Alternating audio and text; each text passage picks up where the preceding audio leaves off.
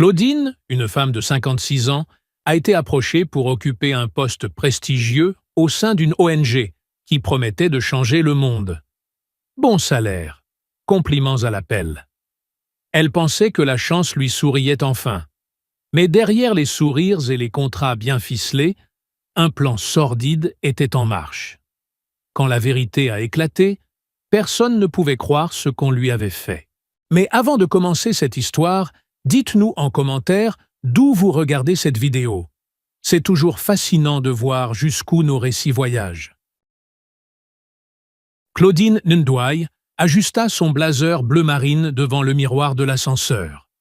56 ans, les cheveux courts impeccablement coiffés, une posture mêlant élégance naturelle et discrétion, celle de ceux qui ont appris à se faire une place sans jamais déranger.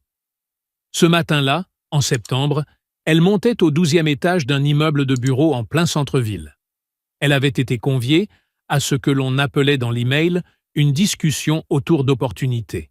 Les portes s'ouvrirent sur un couloir lumineux, aux murs blancs ornés de tableaux abstraits. Une réceptionniste blonde lui adressa un sourire poli avant de lui indiquer la salle de réunion, tout au fond. Claudine s'y dirigea d'un pas sûr, malgré le nœud à l'estomac qui l'accompagnait à chaque entretien important. Elle avait de l'expérience, c'est vrai. 23 ans dans le secteur associatif, à coordonner des projets de terrain, à gérer budget et rapports complexes. Mais son dernier poste avait pris fin 6 mois plus tôt à cause de coupes budgétaires. Et elle le savait. À son âge, chaque entretien pouvait être décisif. Lorsqu'elle entra dans la salle, un homme d'une quarantaine d'années se leva avec un sourire chaleureux.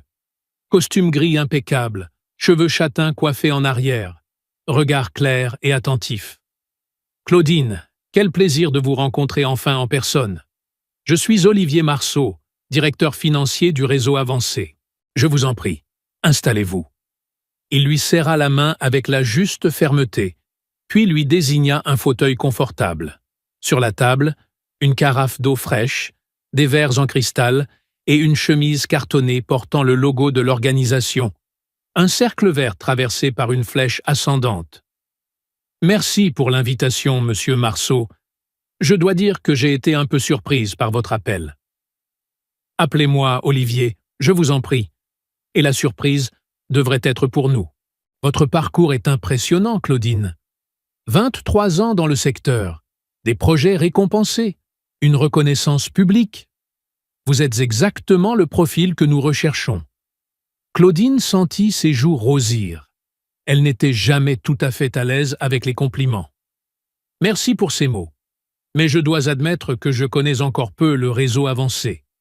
J'ai fait quelques recherches, mais j'aimerais en savoir davantage. » Olivier lui versa un verre d'eau avant de répondre, avec un ton calme et pédagogique. « Le réseau avancé a vu le jour il y a 5 ans, avec une mission simple, connecter des investisseurs sociaux à des projets à fort impact. En somme, nous sommes un pont. D'un côté, des personnes ou des entreprises qui souhaitent s'engager. De l'autre, des communautés ayant besoin de financement pour l'éducation, la santé, le logement. Nous avons déjà mobilisé plus de 80 millions d'euros et touché directement près de 300 000 familles. Les chiffres étaient impressionnants. » Claudine se pencha légèrement. « Et quel serait mon rôle dans tout ça ?» Olivier ouvrit la chemise cartonnée et en fit glisser le contenu vers elle. Graphiques, photos d'inauguration, témoignages imprimés. Nous sommes en pleine phase d'expansion. Nouveaux partenaires, nouveaux territoires, nouvelles ambitions. Et pour accompagner cette croissance, nous avons besoin d'un visage public. Quelqu'un qui incarne notre crédibilité auprès des institutions, qui signe les accords, qui représente officiellement le réseau avancé lors des grands événements. C'est là que vous entrez en jeu. Claudine parcourut les documents. École rénovée, enfants souriants, adultes en formation. Représentante institutionnelle, répéta-t-elle à voix basse, testant le titre. Cela signifie que je serai l'image de l'organisation ? Exactement. Vous signeriez les documents finaux des projets, participeriez aux inaugurations, assisteriez aux réunions avec les investisseurs. Bien sûr, tout l'aspect technique et financier resterait sous la responsabilité de la direction, mais votre présence serait ce saut de confiance dont nous avons besoin. Il y avait quelque chose de flatteur dans cette proposition, être choisi pour son intégrité, pour son parcours. Mais un léger doute subsistait. Et en ce qui concerne l'opérationnel, aurais-je accès aux données internes, aux décisions financières? Olivier sourit avec douceur, comme un professeur répondant à une question attendue. Claudine, vous aurez accès à tout ce qui est pertinent pour votre mission. Les rapports consolidés, les bilans trimestriels, les présentations stratégiques. La gestion quotidienne est entre les mains des équipes techniques, naturellement. Je doute que vous ayez envie de passer vos journées dans des tableurs, non? Elle eut un petit rire. Disons que j'ai passé pas mal d'années dans les tableurs. Et c'est justement ce qui nous impressionne chez vous.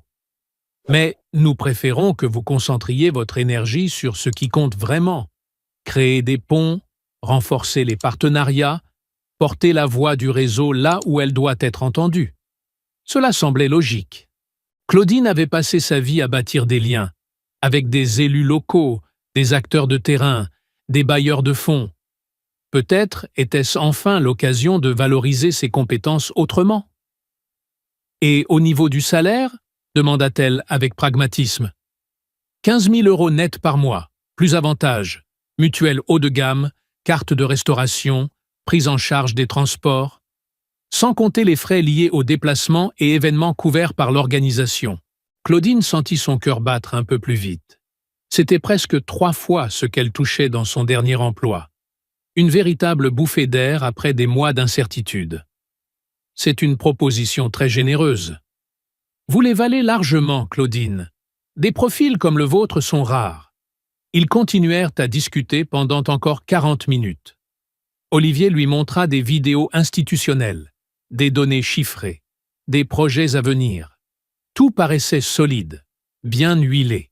La seule chose qui laissait Claudine légèrement perplexe, c'était de ne rencontrer aucun autre membre de l'équipe. Mais Olivier lui expliqua que les bureaux étaient en cours de déménagement vers un siège plus vaste et que beaucoup de collaborateurs travaillaient à distance. « Quand souhaitez-vous avoir une réponse ?» demanda-t-elle à la fin. « Il n'y a pas d'urgence. Mais je peux être honnête ? On envisageait d'autres profils, mais après cet échange, j'en suis convaincu. Notre première intuition était la bonne. Vous êtes la personne qu'il nous faut, Claudine. Je le sens. » Elle quitta ce rendez-vous l'esprit en ébullition. Sur le chemin du retour, coincée dans le métro bondé, Claudine pensait aux factures en retard, au loyer qui augmentait chaque année, à ce sentiment d'inutilité que le chômage avait fait naître. Mais elle pensait aussi à la responsabilité. Représenter une organisation, ce n'était pas rien. Ce soir-là, assise à la table de son petit salon, Claudine appela sa sœur cadette, Brigitte. « Tu ne vas pas croire la proposition que j'ai reçue aujourd'hui. » Brigitte l'écoutait attentivement à l'autre bout du fil, posant des questions pratiques. Avocate de profession, elle avait l'habitude de tout analyser dans le détail. « Tu connais quelqu'un qui bosse là-bas? Tu as eu des références? » « Pas encore. Mais je vais creuser. Le directeur a l'air sérieux et la structure paraît bien organisée. Claudine, tu es prudente. Je fais confiance à ton jugement. Mais promets-moi de ne rien signer sans tout lire, d'accord? Je ne signe jamais sans lire, Brigitte. Tu me connais. » Dans les jours qui suivirent, Claudine fit toutes les recherches possibles sur le réseau avancé. Elle trouva des articles sur des sites d'actualité locaux, des photos d'inauguration, des publications sur les réseaux sociaux. Tout semblait légitime. Il y avait même une vidéo d'un séminaire où Olivier Marceau parlait de durabilité financière dans le secteur associatif. Il était éloquent, convaincant. Une semaine plus tard, Claudine envoya un email pour accepter la proposition. Olivier répondit en moins de 2 heures, enthousiaste et chaleureux. Ils fixèrent la signature du contrat au vendredi suivant. Le jour venu, Claudine enfila son plus bel ensemble, prit sa pochette de documents et retourna dans l'immeuble de bureau. Cette fois, elle fut accueillie non seulement par Olivier, mais aussi par deux assistantes qui se présentèrent comme Camille et Léa. Jeunes, souriantes, efficaces. Camille apporta le contrat imprimé, paginé et agrafé. Léa proposa un café. « Prenez tout le temps qu'il vous faut pour lire », dit Olivier en s'asseyant à côté d'elle. « Si vous avez la moindre question, je suis là. » Claudine lut chaque clause. Droit, devoir, rémunération, conditions de rupture. Tout semblait standard. Il y avait une section sur la confidentialité, une autre sur la représentation institutionnelle, une troisième sur la reddition de comptes. Cette partie sur les signatures, dit-elle en montrant du doigt. Cela signifie que je signe au nom du réseau avancé? Oui, mais uniquement après validation en interne. Vous ne signerez jamais sans que la direction ait donné son feu vert. C'est aussi une protection pour vous, Claudine. On veut que vous soyez en confiance. Cela semblait raisonnable. Claudine prit le stylo tendu par Camille et signa les 3 exemplaires. Olivier afficha un large sourire. « Bienvenue officiellement au réseau avancé, Claudine. Je suis convaincu que nous allons accomplir de grandes choses ensemble. » Les premiers jours se déroulèrent avec une fluidité presque déconcertante. Claudine reçut un ordinateur portable neuf, un téléphone professionnel, un accès à l'adresse e-mail de l'organisation. Elle fut présentée en visioconférence à quelques coordinateurs de projet, tous courtois et respectueux. Elle participa à sa première réunion avec un groupe de potentiels investisseurs, où Olivier la présenta comme le nouveau visage de la confiance au sein du réseau avancé. Mais dès les premières semaines, de petits détails commencèrent à attirer son attention. Chaque fois qu'elle demandait l'accès à un système interne, on lui répondait qu'il était en maintenance ou que son identifiant était en cours de configuration. Lorsqu'elle s'enquérait des réunions de direction, Olivier expliquait qu'elles avaient lieu à des horaires décalés, en raison d'agendas chargés, mais qu'elle recevrait systématiquement des comptes rendus synthétiques. Claudine essaya de ne pas s'en formaliser. Après tout, elle était encore nouvelle. Il fallait un peu de temps pour comprendre la culture d'entreprise. Et Olivier restait toujours disponible, attentif, prêt à répondre à toutes ses interrogations. Ce que Claudine ignorait, c'est qu'à ce moment précis, Olivier Marceau était assis devant son ordinateur personnel, en train de relire une liste. Une liste avec son nom en tête, suivie de remarques méticuleuses. Parcours solide. Crédibilité publique. Profil discret.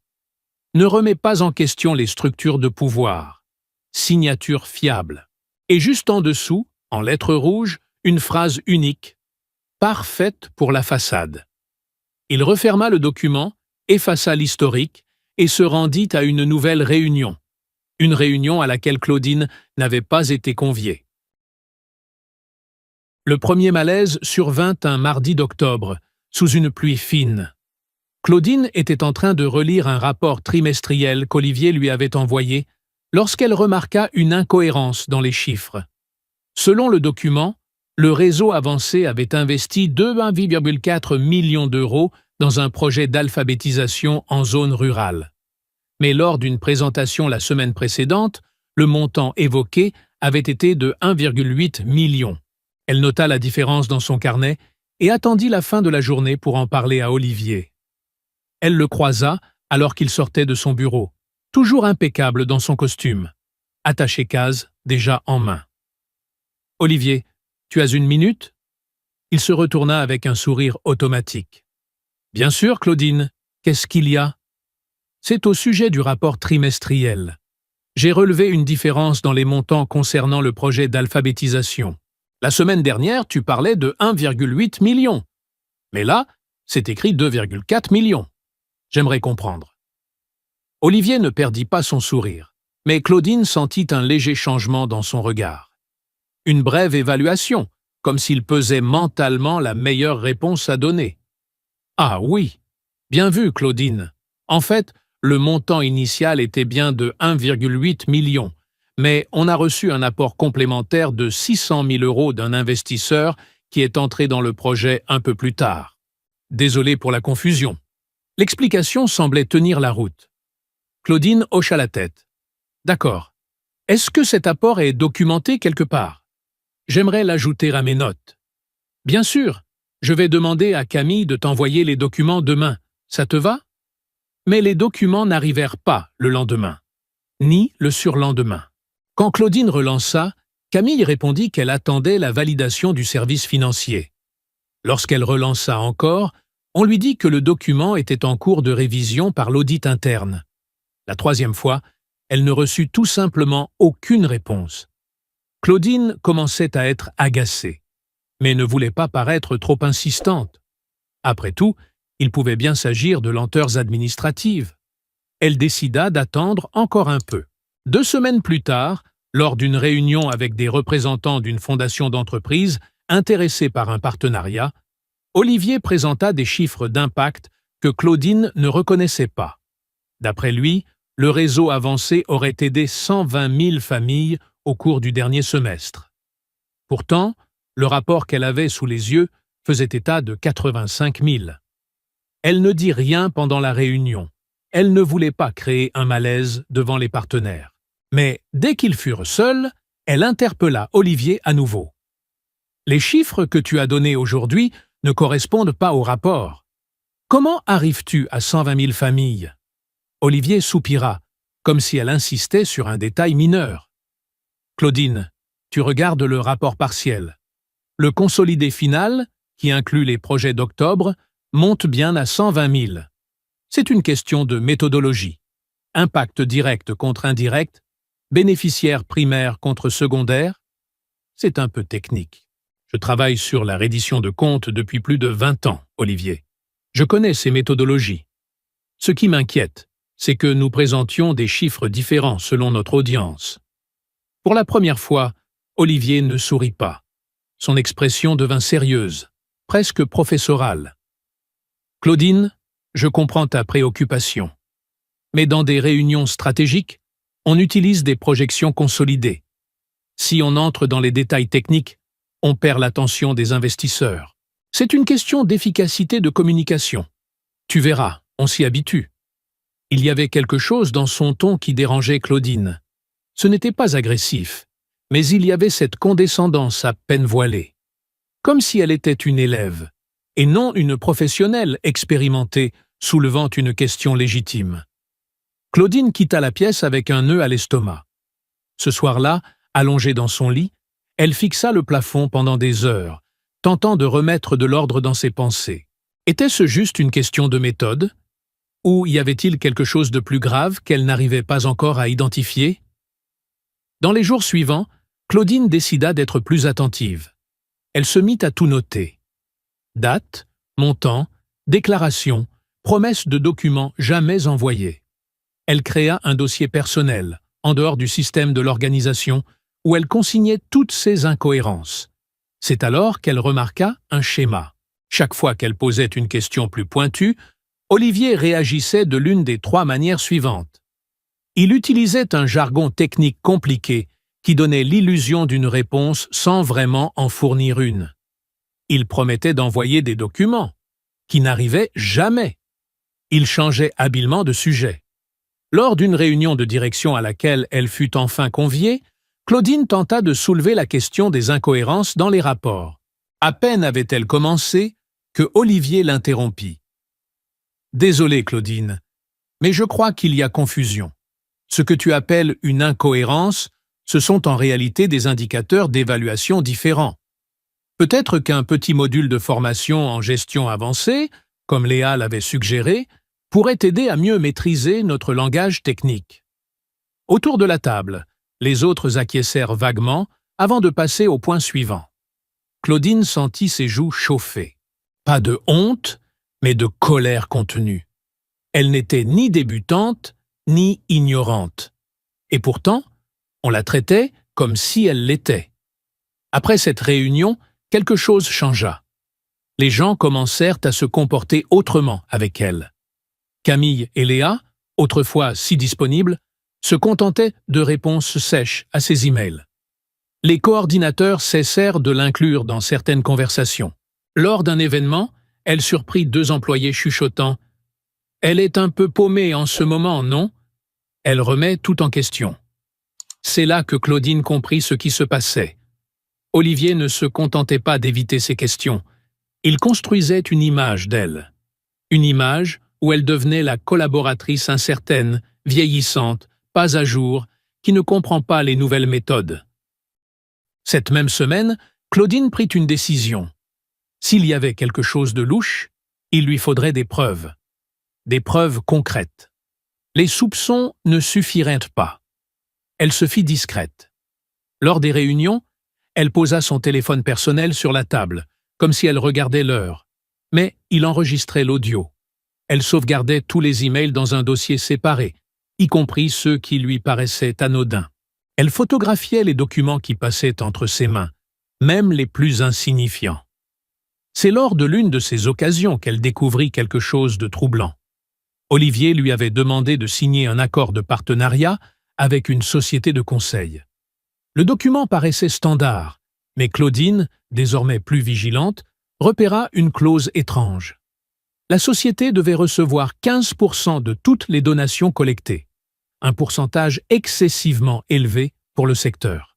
Elle alla trouver Olivier immédiatement. Ce pourcentage est bien au-dessus des normes.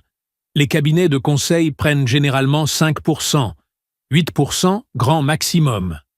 Olivier jeta à peine un œil au document. Cette entreprise a un taux de conversion exceptionnel. Cela vaut l'investissement. Mais 15%, ça représente une part énorme de fonds qui devraient aller directement au projet. « Claudine », répondit-il, et cette fois, une irritation évidente perçait dans sa voix. « Tu as été embauché pour être le visage institutionnel, pas pour remettre en question les décisions stratégiques de la direction. Les analyses ont déjà été faites. Il ne manque plus que ta signature. » Claudine serra le document entre ses doigts. « Je ne vais pas signer quelque chose que je considère préjudiciable pour l'organisation. » Olivier inspira profondément, visiblement en train de contenir sa colère. « Très bien, je soumettrai cela à la réunion de direction demain. Mais il faut que tu comprennes une chose. Ici, on ne fonctionne pas sur des décisions individuelles. Nous sommes une équipe. » Le lendemain, Olivier lui annonça que la direction avait décidé de poursuivre le partenariat, mais que sa signature ne serait finalement pas nécessaire. Un autre directeur signerait à sa place. Claudine comprit le message. On l'évitait désormais. C'est à cette période qu'elle commença à remarquer des mouvements étranges. Olivier voyageait fréquemment, toujours pour des réunions stratégiques dans d'autres villes. Des documents autrefois facilement accessibles devinrent subitement restreints. Lors de conversations informelles, des collègues mentionnaient des comptes bancaires dont Claudine ignorait totalement l'existence. Un matin, en arrivant au bureau, elle ressentit une atmosphère pesante. Camille et Léa chuchotaient entre elles, s'interrompant brusquement lorsqu'elles l'aperçurent. Claudine se rendit dans son bureau, mais constata que ses accès au système avaient encore été réduits. Elle ne pouvait même plus consulter certains rapports de base. Elle appela le support technique. « Mon accès est restreint. Pouvez-vous le rétablir ?»« Madame Claudine, nous avons reçu des instructions de la direction concernant la modification de vos autorisations. Pour tout changement, vous devez passer par Monsieur Marceau. » Elle raccrocha, le cœur battant. Elle était progressivement isolée. Chaque question posée, chaque tentative de compréhension. Tout cela se retournait contre elle. Cet après-midi-là, Claudine demanda une réunion privée avec Olivier. Il l'accueillit dans son bureau, porte fermée. « Olivier, j'ai besoin que tu sois franc avec moi. J'ai le sentiment d'être tenu à l'écart des décisions, des informations, de tout. Si mon travail ne convient pas, je préfère que tu me le dises. » Il soupira, prenant une expression de préoccupation soigneusement calculée. « Claudine, tu es précieuse pour nous. Mais j'ai reçu des retours selon lesquels tu poses beaucoup de questions, que tu crées un climat de méfiance. Ce n'est pas bon pour l'équipe. On a besoin de quelqu'un qui ait confiance. Poser des questions, ce n'est pas suspecter. C'est faire mon travail avec responsabilité. Je vais être honnête avec toi. Certains directeurs pensent que tu ne t'es pas adapté à notre culture d'entreprise. Ils suggèrent que ton expérience passée vient d'environnements plus traditionnels et qu'ici, avec notre rythme soutenu, tu te sens un peu dépassé. Claudine sentit le sang lui monter au visage. Je ne suis pas dépassé. J'essaie de comprendre pourquoi les chiffres ne correspondent pas, pourquoi des documents disparaissent, pourquoi je suis exclu des décisions clés. Olivier leva les mains, comme pour calmer quelqu'un d'agité. Tu vois, tu t'énerves. Ce n'est pas constructif. Pourquoi ne pas prendre quelques jours de repos? Te ressourcer un peu? Je n'ai pas besoin de repos. J'ai besoin de transparence. Il la regarda avec un mélange de pitié et d'impatience. Claudine, je vais être direct. Soit tu t'adaptes et tu fais confiance à l'équipe, soit ce poste n'est peut-être pas fait pour toi. Je n'aimerais pas perdre ton travail, mais je ne peux pas garder quelqu'un qui sème la discorde en interne. C'était une menace à peine voilée, mais parfaitement claire. Claudine sortit de ce bureau en tremblant, non pas de peur, mais de lucidité brutale. Olivier ne se contentait pas de cacher des informations. Il préparait quelque chose. Et elle était en train d'être désignée comme la fautive. Ce soir-là, Claudine appela sa sœur. « Brigitte, je crois que je suis tombée dans quelque chose de vraiment malsain. Qu'est-ce qu'il se passe? Je ne peux pas tout expliquer maintenant, mais il y a quelque chose de très louche dans cette boîte. Et j'ai l'impression qu'on est en train de me désigner comme bouc émissaire. Claudine, si tu ressens ça, pars. Donne ta démission demain. Je ne peux pas. Si je pars maintenant, ils diront que j'ai fui mes responsabilités. Mon nom restera lié à cette organisation, quoi qu'il arrive. Je dois comprendre ce qui se passe avant de prendre une décision. Dans les jours qui suivirent, Claudine accéléra sa collecte discrète de preuves. C'est alors qu'Olivier lui remit une pile de nouveaux contrats à signer. C'était un vendredi après-midi. Ce sont des accords de partenariat avec des mairies. Il faut les signer d'ici lundi. Tu peux les emmener chez toi? Claudine feuilleta rapidement les documents. Des dizaines de pages, des contrats complexes. Olivier, j'ai besoin de temps pour tout lire attentivement. Claudine, s'il te plaît, tout a déjà été validé par le service juridique. Il ne manque que ta signature pour finaliser. C'est urgent. Elle le regarda, puis prit une décision. Je vais les lire ce week-end et je te les ramène lundi. D'accord? Il ne sembla pas ravi, mais acquiesça. Claudine passa tout le week-end à lire ses contrats. Et c'est là qu'elle vit. Des clauses qui détournaient des fonds, des pourcentages absurdes, des entreprises fantômes listées comme prestataires. Tout était habilement dissimulé derrière un jargon technique et des formulations obscures. Mais c'était là. Le lundi matin, elle refusa de signer. Et quand Olivier lui demanda pourquoi, elle répondit simplement « J'ai besoin d'éclaircissements avant de signer quoi que ce soit. » Son expression changea du tout au tout. Il n'y avait plus ni patience, ni courtoisie. « Claudine, tu compliques inutilement notre travail. » « Je protège mon intégrité. » Ce fut leur dernière conversation cordiale. À partir de là, tout s'accéléra d'une manière que Claudine n'aurait jamais pu imaginer. L'appel arriva un jeudi, peu après 9 heures du matin. Claudine travaillait chez elle, en télétravail, comme elle le faisait depuis 2 semaines. Olivier avait suggéré qu'elle reste en home office pour apaiser les tensions au bureau. Elle avait accepté, tout en comprenant qu'on cherchait surtout à l'écarter physiquement. « Madame Claudine Ndouaille ? » ?»« Oui, c'est moi. » Ici le commissaire Arnaud Girard, division des crimes financiers.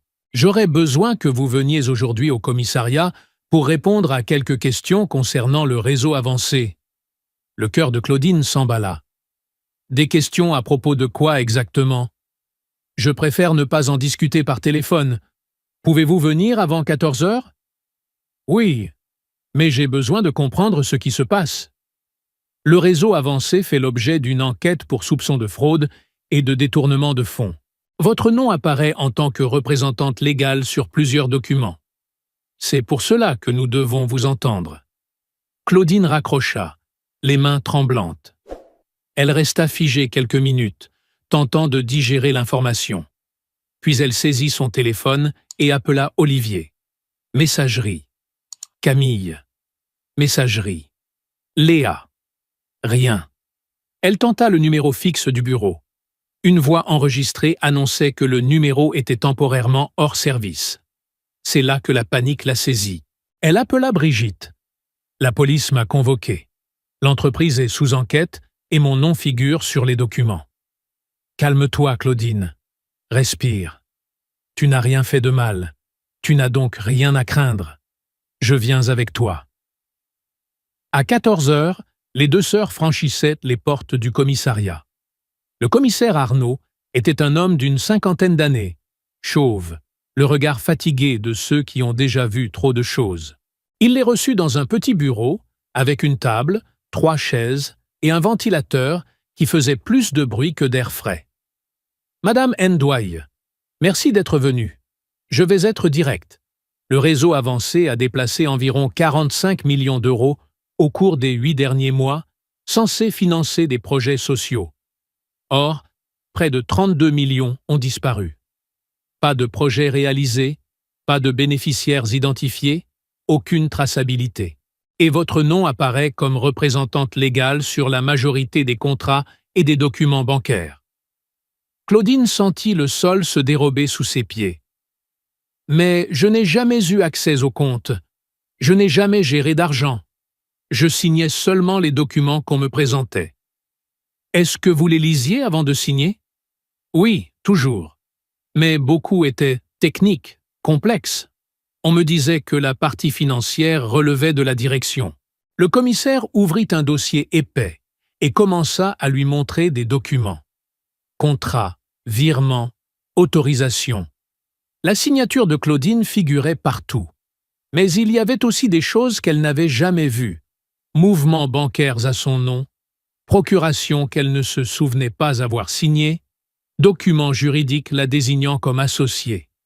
« Je n'ai pas signé ça, » dit-elle en montrant un des papiers. « Ce n'est pas ma signature. » Le commissaire rapprocha le document. L'analyse graphologique nous le dira. Mais à première vue, cela y ressemble beaucoup. Brigitte, qui jusque-là était restée silencieuse, prit enfin la parole. « Commissaire, il est évident que ma sœur a été utilisée. C'est elle la façade. Qui sont les autres impliqués ? Nous cherchons à les retrouver. Le principal instigateur est Olivier Marceau, mais il a disparu.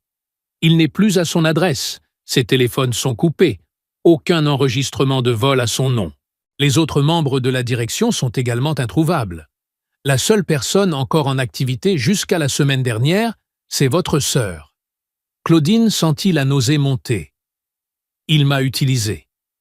Madame, j'ai vu beaucoup d'arnaques dans ma carrière. Celle-ci est classique. On choisit une personne à la réputation irréprochable. On l'installe comme visage officiel.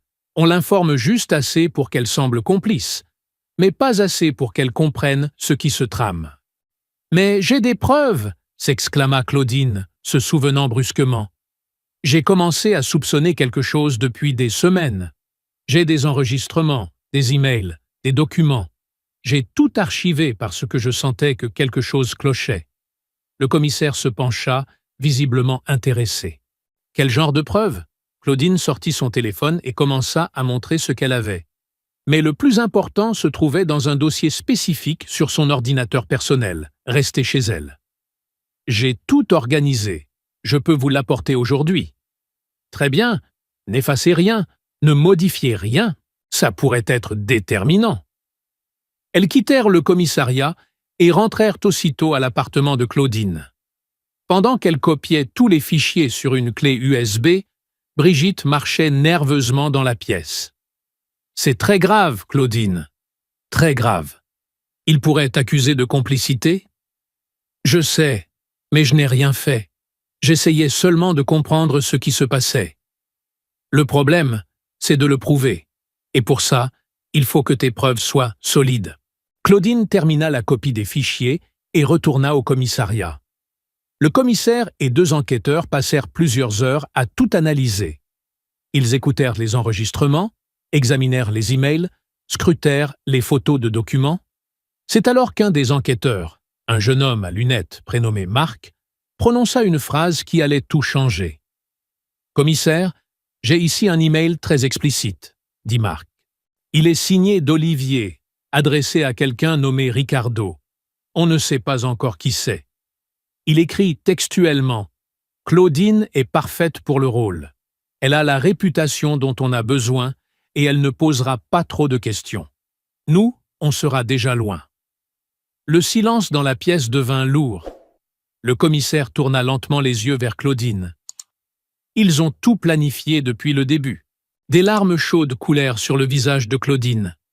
Pas des larmes de tristesse, des larmes de rage. Elle avait été choisie non pour ses compétences, mais pour sa vulnérabilité. Une femme noire, de 56 ans, sans emploi, ayant désespérément besoin d'une opportunité. Mais ils avaient sous-estimé quelque chose de fondamental. Claudine avait peut-être fait confiance au départ, mais dès qu'elle a douté, elle a agi. Elle a tout documenté, conservé des preuves. Et ce n'est pas tout, poursuivit Marc. Ici, on a un échange où Olivier dit qu'il transfère des fonds vers des comptes offshore et qu'il va disparaître dans 2 semaines. Le message date d'il y a 10 jours. Le commissaire serra les poings. Il préparait sa fuite et il comptait bien la laisser derrière pour tout assumer. Dans les jours qui suivirent, l'enquête s'accéléra. Grâce aux preuves fournies par Claudine, la police réussit à retracer une partie des fonds détournés, à identifier des comptes dans des paradis fiscaux, à cartographier le réseau de sociétés écrans. Ils découvrirent que Olivier Marceau n'était même pas son vrai nom. Il avait déjà un passé frauduleux dans d'autres régions, toujours avec le même mode opératoire. Créer de fausses ONG, recruter une personne à la réputation irréprochable comme façade, détourner des millions, puis disparaître. Mais cette fois, pour la première fois, il y avait des preuves directes. Et ces preuves avaient été méticuleusement rassemblées par celles qu'il pensait faciles à manipuler puis à oublier. Les médias commencèrent à relayer l'affaire. Une organisation sociale détourne des millions dans une escroquerie présumée, titraient les journaux. Au début, le nom de Claudine apparut parmi les personnes sous enquête. Ce fut un choc. Une période sombre. Claudine ne sortait presque plus. Elle passait ses journées à répondre à la police, à fournir des documents, à tenter de comprendre comment sa vie avait pu basculer si brutalement. Mais environ 3 semaines plus tard, une nouvelle tomba. Olivier Marceau avait été localisé. Il se trouvait dans un hôtel d'une ville côtière, prêt à passer la frontière avec de faux papiers. Il fut arrêté en tentant de monter à bord d'un vol international. Dans sa chambre d'hôtel, la police trouva des ordinateurs portables contenant des tableurs détaillant le schéma de fraude, de faux passeports, de l'argent liquide en plusieurs devises. Et surtout, des emails et messages confirmant point par point les accusations de Claudine. Le commissaire Arnaud appela Claudine en personne. « Nous l'avons arrêté. Et grâce aux preuves que vous nous avez fournies, ainsi qu'à ce que nous avons saisi chez lui, nous avons un dossier solide. Le procureur a déjà indiqué que vous ne serez pas inculpé. Les éléments sont clairs. Vous êtes une victime, pas une complice. » Claudine s'effondra sur son canapé, en larmes. Pas des larmes de soulagement uniquement, mais des larmes pleines de colère, d'épuisement, de dignité blessée. Elle avait été utilisée, trahie, et elle avait tenu bon. Mais Claudine savait que ce n'était pas encore fini. Son nom restait associé au scandale. Les gens doutaient encore. Elle devait reconstruire sa réputation, sa vie, sa confiance en elle. Et il lui restait une chose à faire. Une chose que ni la police, ni sa sœur, ni personne ne savait. Claudine avait gardé une preuve spécifique, un enregistrement audio. Une conversation de 15 minutes avec Olivier où, pensant exploiter ses insécurités, il avait révélé en détail sa stratégie. Claudine avait attendu le bon moment pour utiliser cette carte. Et ce moment arrivait enfin. Le procès était prévu pour un mardi de janvier, 7 mois après l'arrestation d'Olivier Marceau. L'affaire avait pris une ampleur nationale, non seulement à cause des montants détournés, mais aussi pour la cruauté du procédé. Utiliser une femme irréprochable comme bouclier humain pour des crimes qu'elle n'avait même pas soupçonnés. Claudine se leva tôt ce jour-là. Elle enfila un tailleur sobre, bleu marine, discret. Elle se regarda dans le miroir et ne vit plus la femme brisée d'autrefois, mais quelqu'un qui avait traversé les flammes sans se laisser consumer. Brigitte passa la chercher à 8 heures du matin. Sur le trajet jusqu'au tribunal, elles parlèrent peu. Il n'y avait pas grand-chose à dire. Toutes deux savaient que cette journée ne déterminerait pas seulement le sort d'Olivier, mais aussi la réhabilitation publique de Claudine.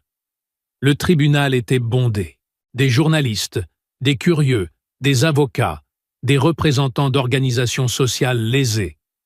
Claudine entra et s'installa sur le banc réservé aux témoins. En face, entouré de 3 avocats de renom, se trouvait Olivier Marceau. Il avait maigri, son costume n'avait plus rien de parfait, mais son regard restait calculateur. Quand leurs regards se croisèrent, il ne détourna pas les yeux. Il la fixa, avec une expression indéchiffrable. Mépris? Surprise? Respect involontaire. Le juge, un homme aux tempes grises et au visage sévère, ouvrit la séance. Le parquet exposa les charges. Escroquerie aggravée, association de malfaiteurs, blanchiment d'argent, falsification de documents. Les preuves furent présentées, une à une. Contrats frauduleux, virements vers des comptes fictifs, emails accablants. La défense d'Olivier tenta de faire croire qu'il avait lui aussi été manipulé, qu'il n'était qu'un employé exécutant des ordres. Mais la procureure avait une arme décisive. Elle appela Claudine à la barre. Claudine s'avança jusqu'au centre de la salle, prêta serment et s'assit. La procureure, une femme d'une 40aine d'années, maître Élodie Marchal, s'approcha avec un regard empreint de respect. « Madame Claudine, pouvez-vous nous raconter, avec vos propres mots, comment vous avez été recrutée par le réseau avancé ?» Claudine inspira profondément, puis commença. Elle parla de la proposition flatteuse, de la manière dont Olivier avait su dire exactement ce qu'il fallait pour la faire se sentir valorisée. Avez-vous eu, à un moment quelconque, un accès réel aux opérations financières? Jamais. Chaque fois que je demandais, on me donnait une excuse. Le système était en maintenance, les documents en cours d'audit, il fallait une autorisation spéciale. Et lorsque vous avez commencé à avoir des soupçons, qu'avez-vous fait? J'ai commencé à tout documenter. J'ai enregistré des réunions, sauvegardé des emails, pris des photos de documents. Parce que j'ai appris, au fil de mes années de travail, que lorsqu'on sent qu'il y a quelque chose qui cloche, il faut des preuves, pas des impressions. Puis vint la question que toute la salle attendait. Étiez-vous consciente d'être utilisée comme couverture pour une opération criminelle? Claudine regarda directement Olivier, avant de répondre « Non, et c'est ce qui fait le plus mal. J'ai fait confiance, parce qu'il a su exploiter non seulement mon besoin d'emploi, mais aussi ma réputation, mon parcours sérieux. Il a transformé mon intégrité en arme contre moi-même. » Un silence épais s'abattit sur la salle. La défense tenta alors de décrédibiliser Claudine. L'un des avocats, jeune, agressif, insinua qu'elle avait été complice. « Vous avez des décennies d'expérience, n'est-ce pas? Comment se fait-il que vous n'ayez pas compris que vous signiez des documents frauduleux? » Claudine resta calme. « J'ai senti que quelque chose n'allait pas. C'est pourquoi j'ai commencé à tout documenter. C'est pourquoi j'ai refusé de signer plusieurs documents quand j'ai compris. Ce que j'ignorais, c'était l'ampleur du système, justement parce qu'on m'en empêchait. Mais vous avez signé plusieurs contrats qui ont permis les détournements. J'ai signé des documents qu'on m'a présentés comme légitimes, par une personne à qui je n'avais aucune raison de ne pas faire confiance au départ. Quand j'ai commencé à poser des questions, on m'a réduite au silence, écartée, préparée à porter seule la faute. C'est alors que la procureure sortit la dernière preuve, l'enregistrement que Claudine avait gardé, l'audio d'une réunion où Olivier, pensant manipuler l'insécurité de Claudine, avait trop parlé. La voix d'Olivier emplit le tribunal. « Claudine, il faut que tu me fasses confiance. Si je t'ai choisi, c'est parce que tu as exactement le profil qu'il nous faut. » Puis vint la phrase qui changea tout. « Et entre nous, si jamais ça tourne mal, c'est toi qui seras officiellement en première ligne. Moi, je reste en coulisses, comme toujours. C'est plus sûr. Pour tout le monde. » Le silence qui suivit fut total. Les avocats d'Olivier crièrent que c'était hors contexte, que cela ne prouvait rien. Mais toute la salle avait compris. C'était une confession. Claudine avait été délibérément choisie pour être sacrifiée. La procureure présenta aussi les emails retrouvés dans l'ordinateur d'Olivier, où il écrivait que Claudine était parfaite pour endosser la faute et qu'elle ne pourrait rien prouver puisqu'elle n'a accès à rien. Olivier demanda alors à témoigner en sa propre défense contre l'avis de ses avocats. Ce fut une erreur.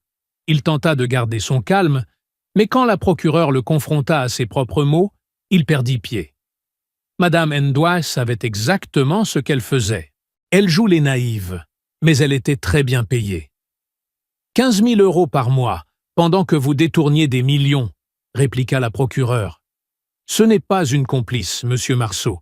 C'est une salariée dupée, comme tant d'autres. » Olivier tenta de se justifier, mais chaque mot ne faisait que creuser sa tombe. Après 2 jours d'audience, le juge annonça qu'il rendrait sa décision dans 1 semaine. 7 jours d'attente angoissante pour Claudine. Elle tenta de garder une routine, mais l'issue du procès occupait tout son esprit. Le jour du verdict, le tribunal était encore plus rempli que la première fois. Le juge entra. Tout le monde se leva. Le rituel fut respecté. Puis, il prononça le jugement. Compte tenu de toutes les preuves présentées, des témoignages entendus et de l'analyse rigoureuse du dossier, cette cour conclut que M. Olivier Marceau, dont le véritable nom est Carlos Eduardo Silva, est coupable de l'ensemble des crimes qui lui sont reprochés. Le juge marqua une pause et fixa Olivier. « Vous n'avez pas seulement détourné des fonds destinés à des personnes vulnérables. Vous avez détruit des réputations, ruiné la vie de personnes innocentes qui vous ont fait confiance. La peine est de 18 ans de réclusion à purger en régime fermé, avec obligation de remboursement intégral des sommes détournées, ainsi que des dommages et intérêts aux victimes. » Olivier ferma les yeux. Ses mains tremblaient. Le juge tourna ensuite son regard vers Claudine. « Madame Ndoye, cette cour reconnaît non seulement votre innocence, mais aussi votre courage. Vous avez documenté les irrégularités sans même en connaître l'ampleur réelle. Vos actions ont été essentielles pour que justice soit rendue. Vous êtes totalement exonéré de toute responsabilité. » Des larmes silencieuses coulèrent sur le visage de Claudine. Des larmes de soulagement authentiques. Brigitte, assise derrière elle, posa la main sur son épaule et la serra doucement. À la sortie du tribunal, plusieurs journalistes entourèrent Claudine. Elle n'avait pas envie de parler, mais la procureure lui souffla que ce serait peut-être important pour que sa version des faits soit clairement entendue. « Comment vous sentez-vous après ce verdict ?» Claudine prit quelques secondes avant de répondre. « Je me sens soulagée, mais aussi triste. Triste d'avoir fait confiance. Triste d'avoir cru que je participais à quelque chose de bien. Je me suis sentie trahie, utilisée. Mais je suis aussi reconnaissante. Reconnaissante d'avoir eu le réflexe de poser des questions, d'avoir eu le courage de documenter ce que je ne comprenais pas, parce que si je ne l'avais pas fait, aujourd'hui, je serais en train de répondre pour des crimes que je n'ai jamais commis. Avez-vous un message pour d'autres personnes qui pourraient se trouver dans une situation similaire? Faites confiance à votre instinct. Si quelque chose vous paraît suspect, c'est qu'il y a probablement une raison. Posez des questions. Exigez de la transparence et gardez des traces de tout.